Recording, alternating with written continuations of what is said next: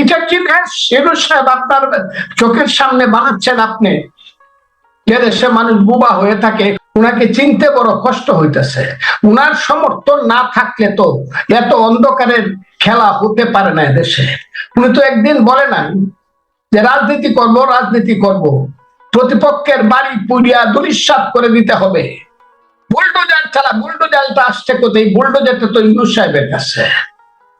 উনি যদি বুলডোজার দিয়ে মানুষের বাড়ি গুড়িয়ে দেয়, তাহলে উনি যে শান্তিতে নোবেল পুরস্কার পেয়েছেন, এটা সম্পর্কে প্রশ্ন উঠে কিনা আমার অনেক সময় প্রশ্ন আসে। উনি তো শান্তিতে নোবেল পেতে, শান্তি বুঝি মানুষের বাড়ি বুলডোজার দিয়ে গুড়িয়ে দেওয়া, মানুষের বাড়ি পুড়িয়ে দেওয়া, তার চেয়েও বড় অপরাধ করেছে উনার আমলে। উনার সঙ্গে যার জবাবদিহি উনাকে করতেই হবে। কিশোরগঞ্জে সৈয়দ নজরুল, তাজউদ্দিন, মনসুর আলী, কামরুজ্জামানদের যে ভাস্কর্য ছিল সেগুলা ভাঙছে। আচ্ছা, সেটা আমি না হয় অনেক কষ্টে মেনে নিব, কারো কিছু ভাঙ্গা উচিত না, কিন্তু স্বাধীনতার 7 বীর শ্রেষ্ঠ সমস্ত ভাস্কর্য ভেঙে পা দিয়া মারাইছে। এটার প্রতিবাদ তো ইউনূস সাহেব করে নাই, এটার প্রতিকারও তিনি করেন নাই। আবার যে 7 শ্রেষ্ঠ বীর শ্রেষ্ঠ, তারা তো সবাই সামরিক বাহিনীর লোক। তাদের আত্মত্যাগের জন্যই তো আজকে যে বাংলাদেশের জেনারেল ওয়াকারুজ্জামান, নাই তো ওয়াকারুজ্জামানের মতো ছেলে তো জেনারেল হইতো না। উসমানের মতো লোক কর্নেল হয়ে পাকিস্তানে রিটায়ার করে, ওয়াকারুজ্জামান সহ গন্ডায় গন্ডায় জেনারেল, শত শত মেজর জেনারেল, লেফটেন্যান্ট জেনারেল। তাদেরকে আমি যদি জিগাই, ওই 7 বীর শ্রেষ্ঠ এবং আপনাদের ভাইদের রক্ত দেওয়ার কারণেই তো আজকে আপনারা বাঙালির ছেলে জেনারেল হয়েছেন, lieutenant general, major general, brigadier general হয়েছেন। আপনাদের মনে কি লাগে না? যদি না লাগে তাহলে তো বুঝতে হবে আপনারা ওইটার সাথে আছেন। তাহলে বাংলাদেশটাকে শেষ করে দেন, এটিকে পূর্ব পাকিস্তান ঘোষণা দিয়ে দেন এবং বলে দেন এটার নাম আবার পুনরায় রাখা হলো ইসলামিক রিপাবলিক অফ পাকিস্তান, পূর্ব পাকিস্তান রেখে দেন। যদি মুক্তিযুদ্ধ রক্ষা করতে না পারে, তাইলে এইভাবে যদি চলেন, এই দেশটা আমি চাই না। আমার স্বপ্নের বাংলাদেশ এটা না, আমার মুক্তিযুদ্ধের বাংলাদেশ এটা না। আমি তাদের কাছে কোনো আশাও করি না। আমি আশা করি 18 কোটি মানুষের কাছে। আমি আশা করি বাংলাদেশের আওয়ামী লীগ ধ্বংস হয়ে গেছে। 10 বছর আওয়ামী লীগ আর লিখতে পারবে না, এটা বারবার বলেছি, ওই দিনও আপনার সামনে আমি বলে আসছি। কিন্তু আরো তো বড় দলগুলো আছে যারা ক্ষমতায় যেতে চায়। ক্ষমতায় যদি বা দায়িত্ব যদি দেশের নিতে চান, তাহলে বাড়ি পুরার দায়িত্ব নেন না কেন? এই যে ধ্বংসের দায়িত্ব নেন না কেন? 7 বীর শ্রেষ্ঠ ভাস্কর্য ভেঙে ফেলা হচ্ছে, সেই ব্যাপারে কথা বলেন না কেন? তাহলে বলে দেন যে আমরা মুক্তিযুদ্ধের কোন পক্ষে আছেন, সেটা পরিষ্কার বলে দেন। আমি তো মনে করি বিএনপির মতো দল, যে দলটা আমি করি। বলবেন বঙ্গবন্ধু 32 নম্বর বাড়িয়ে যে বুলডোজার দিয়ে গুড়িয়ে দেওয়া হলো, কিন্তু তাই বললাম, আমার কথা বঙ্গবন্ধুর বাড়িটা আমি অন্যভাবে নিব, বাহানা হিসাবে নিব। কিভাবে নিব? ওই যে আমি বলি, শেখ মুজিব খুব খারাপ লোক, 6 দফা দিয়া অনর্থক বাঙালির মুখে ভাষা দিছিল। দিল্লি না পিন্ডি না ঢাকা, ঢাকা ঢাকা, পাঞ্জাব না বাংলা, বাংলা বাংলা। ওরা আমাদেরকে শোষণ করতেছে, সোনার বাংলাকে শ্মশান করতেছে। কাজটা তো শেখ মুজিব বড় খারাপ করছিল। তা না হইলে পাকিস্তানের সাথে আমরা থাকলে আদমজি ইস্পাহানিদের বড় বড় কারখানা হইতো, ওখানে গিয়ে আমরা কর্মচারী হইতাম, আমরা ওখানে গেটের দারোয়ান হইতাম। আদমজির নাতির সুন্দর গাড়ি দেখলে হাততালি দিতাম। আর পাঞ্জাবি ছেলেরা এসে আমাদের দেশের মেয়েরারে বিয়ে করে সুন্দর সুন্দর আমাদের বাগদা বাগদি বানাইতো। শেখ মুজিবুর রহমান এই কাজটা খারাপ করে নাই? আমাদেরকে অত কিছু থেকে বঞ্চিত, তার বাড়িটা ভাঙিয়ে দিচ্ছে। কিন্তু আমার কথা হলো, শুধু কি তার বাড়ি ভাঙছে, গা আগুন দিছে? এই যে আগুন দেওয়ার সংস্কৃতি, আজকে ইউনূস সাহেব যে থাকা চেয়ারে বৈশা, গদিতে বৈশা, ময়ূর সিংহাসনে বৈশা আরেকজনের বাড়ি পুরাইতেছেন, এ ডে মে কাম জনাব মোহাম্মদ ইউনূস সাহেব। এই পুরানোর ক্ষমতা কিন্তু একসময় অন্যদেরও হইতে পারে, তখন কিন্তু আপনার গ্রামীণ অবস্থা কি হবে বুঝে শুনে দেখতে। আপনি কেন এটা করলেন না? একটা লোককে কেন দায়ী করলেন না? প্রতিষ্ঠানকে কেন দায়ী করলেন না? আর্মিরা এসে ঘুরে গেল, মনে হইলো তারা হাততালি দিল, কাজটা কর কর, আমরা তোদেরকে প্রোটেকশন দিচ্ছি। এই থেকে একটা দেশের আর্মি হওয়া উচিত। এটা কি মুক্তিযুদ্ধের আর্মি?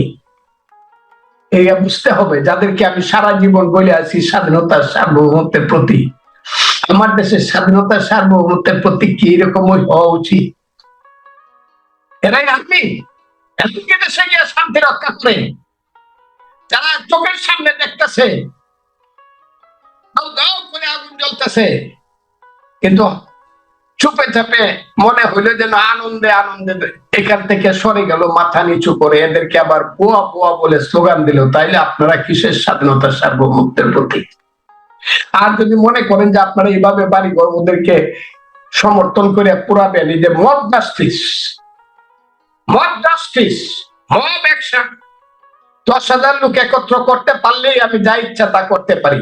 18 কোটি মানুষের দেশে 10,000 না 10 লাখ লোক একত্র করাও কিন্তু এমন কোন কঠিন জিনিস না। এমন মানুষ আসতে পারে, সে গুন্ডা হইতে পারে, বদমাশ হইতে পারে, লুটেরা হইতে পারে, এদের একটা দল হইতে পারে, এই দলটাকে আমি ঘৃণা করি। কিন্তু ভালো মানুষেরা কিন্তু দিনে 24 ঘন্টায় 10 লাখ লোকের একটা হইতে পারে, জমায়েত হইতে পারে, যারা জীবন দেওয়ার জন্য প্রস্তুত হয়ে বলতে পারে মুক্তিযুদ্ধ ছাড়বো না, গণতন্ত্র ছাড়বো না, এই দেশে জঙ্গিবাদ প্রতিষ্ঠিত হতে দিব না, এই দেশে হবে গণতন্ত্র, এই দেশে হবে মানুষের পেটের শিক্ষা শেষে চাকরি, ছেলের হাতে গরিব মানুষের সন্তানের হাতে বই, পাখি সব করে না রাতি পহলো, কারণে কুসুম কলি সকলে ফুটিল, রাখাল গরুর পাল লয়ে যায় মাঠে। এই দেশে আর সাধারণ মানুষের ছেলেদের হাতে থাকবে কায়দা, থাকবে আলিফ দিয়ে দেশে, অথবা থাকবে সিভারা, থাকবে আলহামদুলিল্লাহ, আরো বড়দের সন্তানদের হাতে হতে পারে এবিসিডিও থাকবে। সবাই মিলে আমরা একটা দেশ গর্ব, জ্ঞানে গুণে শিক্ষায় দীক্ষায় ত্যাগে তিতিক্ষায়। এটা কি শিরু সাহেব আপনার চোখের সামনে বানাচ্ছেন আপনি? যে দেশে মানুষ বোবা হয়ে থাকে 21শে ফেব্রুয়ারিতে কোনো কথা বলতে পারে না, যে দেশের মেয়েরা আপনিও বানাইছেন ঢাকা বিশ্ববিদ্যালয়ে হিজাব মিছিল করে। এখন দেখলাম আবার সুপ্রিম কোর্ট এটা শুরু হচ্ছে, হিজাব যে পরে সেও আমার মা, সেও আমার বোন। আমার কথা শুনেন, হিজাব যে পরে না সেও আমার মা, সেও আমার বোন, যে শাড়ি পরে চলে সেও আমার মা বোন। সমস্ত মেয়েদের যার যার পোশাক পরার অধিকার আছে, অবশ্যই অবশ্যই সবার অধিকার আছে। এটা বাংলাদেশ, এটা বৈচিত্র্যের মধ্যে ঐক্য বাংলাদেশ। এটা কি শিরু সাহেব আপনার চোখের সামনে বানাচ্ছেন আপনি? যে দেশে মানুষ বোবা হয়ে থাকে, উনাকে চিনতে বড় কষ্ট হইতেছে। উনার সমর্থন না থাকলে তো এত অন্ধকারের খেলা হতে পারে না দেশে। উনি তো একদিন বলে নাই যে রাজনীতি করব, প্রতিপক্ষের বাড়ি পুড়িয়া দুলিশাত করে দিতে হবে। বুলডোজার চালা, বুলডোজারটা আসছে কোথায়? বুলডোজারটা তো ইউনূস সাহেবের কাছে। উনি যদি বুলডোজার দিয়ে মানুষের বাড়ি গুড়িয়ে দেয়, তাহলে উনি যে শান্তিতে নোবেল পুরস্কার পেয়েছেন, এটা সম্পর্কে প্রশ্ন উঠে কিনা আমার অনেক সময় প্রশ্ন আসে। উনি তো শান্তিতে নোবেল পেতে, শান্তি বুঝি মানুষের বাড়ি বুলডোজার দিয়ে গুড়িয়ে দেওয়া, মানুষের বাড়ি পুড়িয়ে দেওয়া, তার চেয়েও বড় অপরাধ করেছে উনারা বলে। উনার সঙ্গে যার জবাবদিহি উনাকে করতেই হবে।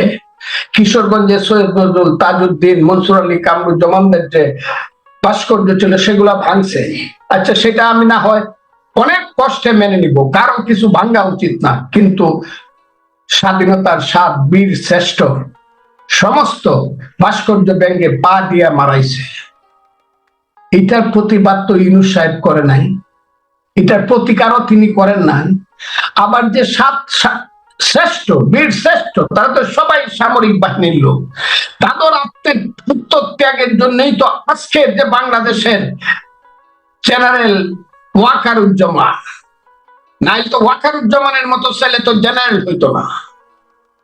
উসমানের মতো লোক কর্নেল হয়ে পাকিস্তানে রিটায়ার করে, ওয়াকারুজ্জামান সহ গন্ডায় গন্ডায় জেনারেল, শত শত মেজর জেনারেল, লেফটেন্যান্ট জেনারেল। তাদেরকে আমি যদি জিগাই, ওই 7 বীর শ্রেষ্ঠ এবং আপনাদের ভাইদের রক্ত দেওয়ার কারণেই তো আজকে আপনারা বাঙালির ছেলে জেনারেল হয়েছেন, lieutenant general, major general, brigadier general হয়েছেন। আপনাদের মনে কি লাগে না? যদি না লাগে তাহলে তো বুঝতে হবে আপনারা ওইটার সাথে আছেন। তাহলে বাংলাদেশটাকে শেষ করে দেন, এটিকে পূর্ব পাকিস্তান ঘোষণা দিয়ে দেন এবং বলে দেন এটার নাম আবার পুনরায় রাখা হলো ইসলামিক রিপাবলিক অফ পাকিস্তান, পূর্ব পাকিস্তান লিখে দেন। যদি মুক্তিযুদ্ধ রক্ষা করতে না পারে তাইলে এইভাবে যদি চলেন এই দেশ